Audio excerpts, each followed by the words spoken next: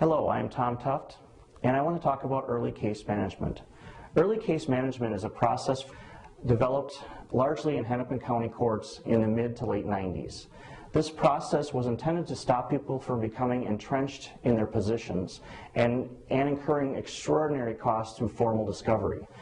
Through early case management, methods of discovery, such as informal discovery, are used, or releases are signed to allow parties to gather information at significantly lower cost.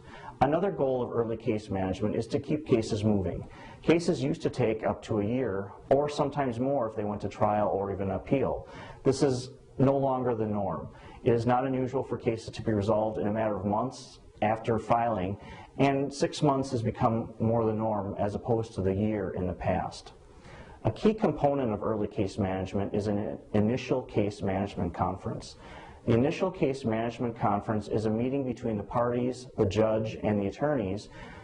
It is a rather informal meeting at which everyone discusses the status of the case, identifies what issues need to be resolved urgently, and identifies any issues that have already been agreed to. Issues agreed upon can be placed on the record and are final at that time.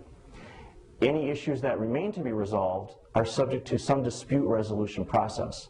It is not unusual for the court to encourage the parties to participate in mediation, financial early neutral evaluation, social early neutral evaluation, or some other process that is effective in resolving cases.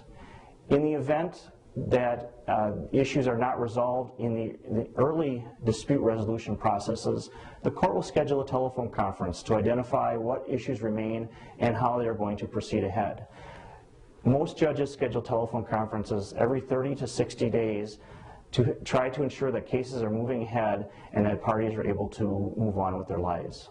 I am Tom Tuft. Thank you for watching.